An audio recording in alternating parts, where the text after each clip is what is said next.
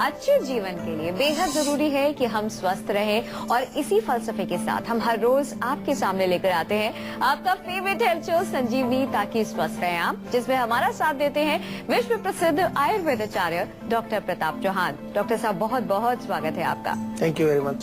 संजीवनी में हम हर रोज आपकी सेहत से जुड़ी तमाम समस्याओं का आयुर्वेदिक निदान बताते हैं। संजीवनी में आज हम चर्चा कर रहे हैं एक ऐसी बीमारी की जिसका अक्सर सीधा साधा जुड़ाव जो है, या फिर एक तरह से देखा जाए कि सीधा असर इसका हमारे बुजुर्गों पर दिखाई पड़ता है। जी हाँ, हम बात कर रहे हैं नसों में उठने वाले दर्द की बीमारी साइटिका की, या फिर बहुत से लोग इसको सियाटिका भी कहते हैं। आइए डॉक्टर साहब से जानते हैं कि क्या होती है सियाटिका की बीमारी, कितनी खतरनाक है ये बीमारी, और ठंड में कैसे हम इस बीमारी से बच सकते हैं, इसके दर्द से अपने आप को बचा सकते हैं। साथ ही संजीवनी टिप्स में जानेंगे कि क्या है शंख पुष्पी के फायदे।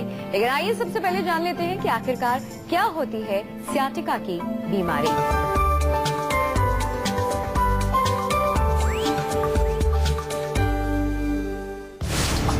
पैरों में होती है झंझनाहट,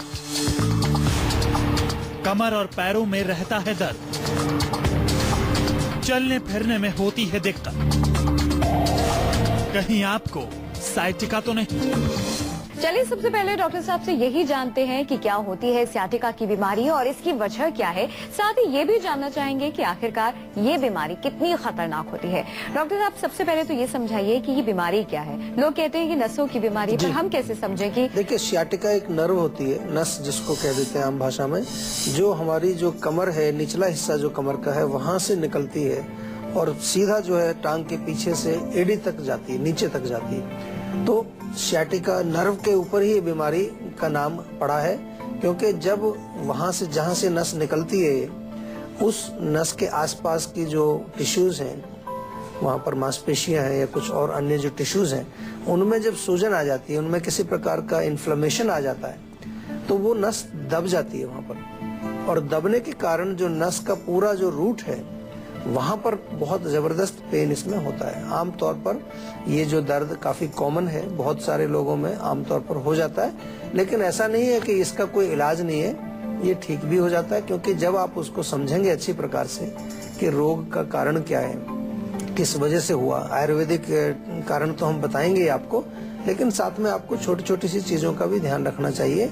जिस प्रकार से पोस्चर आपका है, पोस्चर अगर गलत है बैठने का, उसके कारण भी रोग हो जाता है। और आयुर्वेद में हम मुख्य रूप से इसको वात रोगों में हम इसको लेते हैं।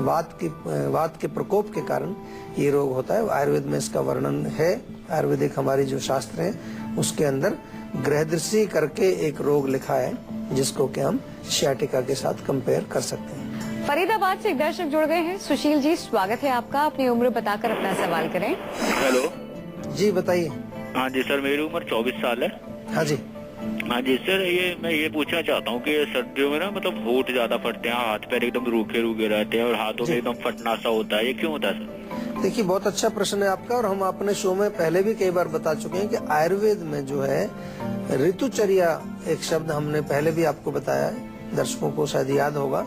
ऋतुचर्या यानी कि ऋतु के अनुसार आपका जो खान पान, ऋतु के अनुसार आपका रहन सहन, वो जब हम नहीं बदलते हैं तो फिर हमें कई प्रकार के विकार आते हैं। हर ऋतु का अपना प्रभाव हमारे शरीर पर होता है। तो ठंड के मौसम में डेफिनेटली आपने सही कहा, क्योंकि रुक्षता होती है, नमी नहीं होती है उतनी ज्यादा, हमारे वातावरण में सूखापन ज्यादा होता है। जब ठंडी हवा चलती है तो आपने देखा होगा बड़ी ड्राई होती है, और ये ड्राइनेस जो है जब हमारे होठों के संपर्क में आएगी या त्वचा के संपर्क में आएगी तो उनको भी सुखा देती है, इसलिए इसका ध्यान रखना। दूसरा कारण ये भी होता है कि सर्दी के मौसम में पानी कम पीते हैं लोग, प्यास नहीं लगती है, और पानी जब कम पिया जाता है तो उसकी वजह से भी शरीर में हमारे में खुश्की आ जाती है, डिहाइड्रेशन हो जाता है। तो थोड़ा कोशिश करनी चाहिए सर्दियों के मौसम में नियमित रूप से आप शरीर में तेल की मालिश करें, पानी भी पीते रहें, और गुनगुना पानी पीना चाहिए। सर्दियों में ताजा पानी भी नहीं पीना, पानी को गर्म करके गुनगुना पानी अगर आप पियेंगे तो उससे दोनों काम आपके होंगे।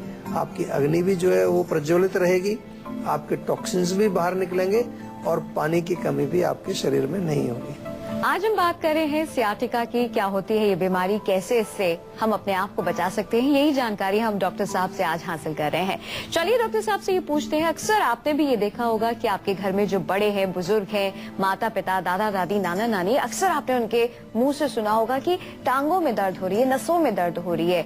बुजुर्गों को ही क्यों होती है ये बीमारी, क्यों वो लोग ही शिकार होते हैं, आइए जानते हैं। डॉक्टर साहब, अक्सर यही देखा गया है सबसे ज्यादा जो इस बीमारी के शिकार होते हैं वो बुजुर्ग ही होते हैं, ऐसा क्यों है? देखिए, उसमें कारण ये होता है कि जब ओल्ड एज होती है तो उसमें वात का प्रकोप होता है। और हमने पहले आपको बताया कि जो ये सियाटिका का जो दर्द है या रोग जो है, ये वात प्रधान रोग है। दूसरा, ओल्ड एज में हमारी जो नसें हैं, नर्व्स जिसको हम कहते हैं, उनमें थोड़ी सी डिजेनरेशन, उनमें किसी तरह से जो है, मैं कहूँ कि उनमें भी जैसे बुढ़ापा शरीर में आता है तो त्वचा आपकी जो है कमजोर होने लगती है, तो वो नसें भी आपकी कमजोर होने लगती है। या आम भाषा में कहें तो वियर एंड टियर जो होता है नसों का, वो शुरू हो जाता है ओल्ड एज शुरू होते ही। उसके कारण जो हमारे बुजुर्ग हैं, जो ओल्ड पीपल हैं, they are more prone to this disease.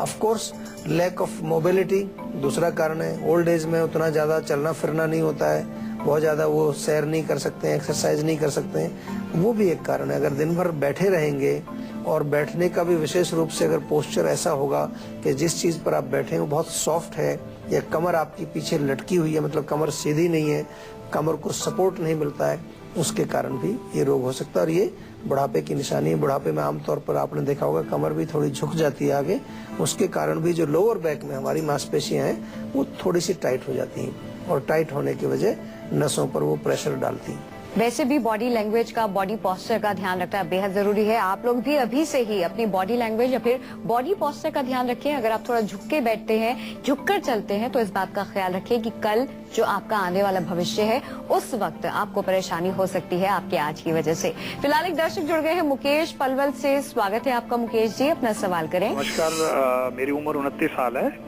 जी, बोलिए। सर, मेरे जो है गले में दर्द रहता है और खराश जैसी महसूस होती है, और अच्छा। कई बार सुबह जो मैं पहला कफ करता हूँ तो कई पीला पीला जैसा या कुछ ऐसा खून का कुछ ड्रॉप्स उसमें दिखता है जी। खासकर ये सर्दियों में ही होता है, और पूरे शरीर में भी दर्द, आजकल पूरे शरीर में भी दर्द रहने लगा है। अच्छा, देखिए, मुख्य रूप से कफ का ये लक्षण है, जैसे आप कह रहे हैं कि सर्दियों में होता है, सुबह जब आप सो के उठते हैं तब ज्यादा थोड़ा पीला पीला बलगम भी निकलता है। इसका मतलब गले में जो है म्यूकस आपके जमा हुआ है, कफ का प्रकोप वहाँ पर हुआ है। बहुत इम्पोर्टेंट रहेगा, बहुत अच्छा रहेगा कि सबसे पहले उसके कारण को आपको समझना है। ठंड में जैसे आपने कहा, डेफिनेटली सर्दी में कफ का संचय हमारे शरीर के अंदर होता है, ठंड की वजह से कफ बनता है ज्यादा और वो जमा होता है। दूसरा कारण भोजन। सर्दियों के अंदर मैं देखता हूँ कि बहुत ज्यादा लोग गरिष्ठ भोजन भी खाते हैं, पराठे वगैरह बहुत चलते हैं, कभी मूली के पराठे, कभी बथुए के पराठे, कभी मेथी के पराठे, ये सब आमतौर पर सर्दियों में खाते हैं लोग। और अगर मिठाई आप खाते हैं ज्यादा, उसका भी आपको विशेष रूप से थोड़ा सा परहेज करना पड़ेगा। इसके साथ साथ आप सौंठ, काली मिर्च, पिपली, 3 चीजें ले लीजिए। सौंठ, काली मिर्च, पिपली, तीनों को बराबर बराबर मात्रा में मिला करके चूर्ण बना करके रख लीजिए। और इस मिक्सचर में से आपको लेना है आधा चम्मच सुबह, आधा चम्मच शाम को। या तो गुनगुने पानी के साथ ले लीजिए, या थोड़ा शहद में मिला करके उसको आप चाट लेंगे तो उससे बहुत फर्क पड़ेगा। साथ में सुबह जब आप सो के उठते हैं उस समय गुनगुने पानी में नमक डाल करके थोड़े गरारे करके पूरा बलगम साफ कर दीजिए। रोज बलगम अगर आप साफ करेंगे तो पुराना बलगम वहाँ नहीं जमेगा, और वो आपको जो पीला बलगम आता है वो डेफिनेटली एक तरह से पुराना बलगम है। ताजा बलगम होगा तो वो सफेद रंग का होगा। पुराना होने पर उसमें इन्फेक्शन भी हो सकता है, और इन्फेक्शन होने के बाद आपको बुखार भी हो सकता है, शरीर में दर्द भी हो सकता है। थोड़ा सा विस्तार से मैंने समझाया इसलिए क्योंकि बहुत सारे लोगों की ये प्रॉब्लम है। तो इसलिए अगर आप हेल्दी रहना चाहते हैं, फिट रहना चाहते हैं, तो छोटे छोटे टिप्स, छोटे छोटे उपाय जो डॉक्टर साहब आपको बताते हैं उन्हें जरूर अपनाइए। आज हम बात कर रहे हैं सियाटिका की। चलिए डॉक्टर साहब से जानते हैं कि इसके मुख्य लक्षण क्या है, सिम्टम्स क्या है। डॉक्टर साहब, हम कैसे पहचाने जो दर्द हमारे शरीर में है वो नसों का ही दर्द है या सियाटिका का ही पेन बिल्कुल, है? बहुत अच्छा प्रश्न है, क्योंकि कई प्रकार के दर्द होते हैं टांग में। कभी लोग कहेंगे कि जी मुझे केवल मेरे घुटने तक दर्द होता है, थाइस के अंदर दर्द होता है। कुछ लोग कहेंगे केवल पिंडलियों में दर्द होता है। लेकिन सियाटिका का जो टिपिकल सिम्टम है, जैसा मैंने पहले भी बताया, वो पूरा आपके हिप्स से लेकर के और एड़ी तक दर्द जाता है, पूरी टांग में, दोनों टांगों में भी हो सकता है। इसके अलावा जब थोड़ा सा जब आपका रोग बढ़ जाता है तो वहाँ सुन्नपन भी आने लगता है, यानी कि नमनेस आ जाती है। आपको कभी कभी वहाँ फीलिंग होती है कि कुछ थोड़ा महसूस नहीं हो रहा, जैसे पैर सो जाता है आपका, उस तरह की फीलिंग आपको आएगी। और इसके अतिरिक्त वहाँ पर जैसे कुछ सुइयां चुभने जैसी या टिंगलिंग सेंसेशन जिसको कहते हैं, वो थोड़ी सी महसूस होने लगती है। खड़े होने पर आपको पेन बढ़ जाता है, कई बार थोड़ी देर खड़े रहें उससे पेन बढ़ जाता है। कई बार जो है किसी पर्टिकुलर पोजीशन में लेटने पर या बैठने पर वो जब नस और ज्यादा दबाव उस पर पड़ता है तो उस पोजीशन में आपका पेन और ज्यादा बढ़ जाता है। तो ये तमाम लक्षण हैं जिसको कि हम अगर आपको हैं इस प्रकार के लक्षण, तो आप समझ सकते हैं कि सियाटिका नर्व आपकी जो है इसमें इन्वॉल्व है और इसको तुरंत आयुर्वेद से आपको ठीक करना चाहिए। तुरंत का यानी कि मतलब अगर डिले करेंगे तो क्रॉनिक होने पर ये बड़ी गंभीर रोग बन जाता है। मैंने शुरू में बताया गंभीर इसलिए कि हमारे जो शरीर की एक बहुत अहम और बहुत मेन नर्व है और इसमें कहीं खराबी आ जाए तो पूरे टांग के अंदर फिर आपको विकृति उसमें हो जाती है। तो क्या करना आपको उसके लिए, केवल हमारा नंबर जो है उस पर फोन करिए, डॉक्टर से बात करिए, दवाई आपके घर पहुंचेगी। और ज्यादा गंभीर समस्या है तो सीधा पंचकर्म के लिए आप आ जाइए। कम से कम 1 सप्ताह या 10 दिन आप हमारे यहाँ रुकेंगे तो उसको पूरा उपचार करके आपको प्रेशर को हटाया जाता है। हार्डनेस कोई होगी उसको सॉफ्ट किया जाता है। इंटरनल भी आपको वात का बैलेंस करने के लिए चिकित्सा हम लोग करते हैं। तो इस प्रकार से आप अपने रोग को ठीक कर सकते हैं। सियाटिका की चर्चा हो रही है आज। चलिए डॉक्टर साहब से ये जानते हैं कि क्या ये किसी पर्टिकुलर एज ग्रुप को इफेक्ट करता है।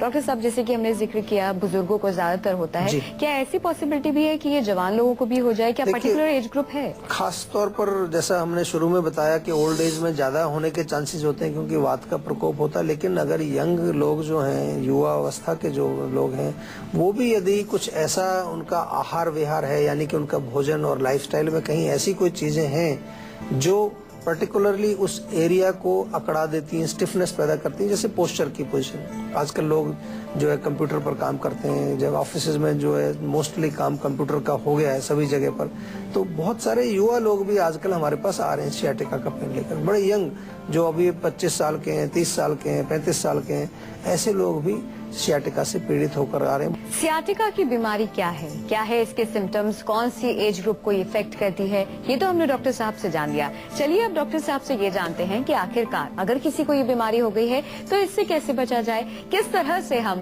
कौन से खास नुस्खे ऐसे अपनाएं कि ये बीमारी जो है हमसे दूर हो जाए। चलिए इसी के साथ आपके इंतजार को खत्म करते हैं और डॉक्टर साहब से जानते हैं कि आज की संजीवनी में सियाटिका को लेकर क्या है आज की संजीवनी। देखिए, मेनली तो जब आपको अगर ये प्रॉब्लम होती है तो मैं ये कहना चाहूंगा कि आपको डॉक्टर से जरूर सलाह लेनी चाहिए, क्योंकि रोग बढ़ना नहीं चाहिए।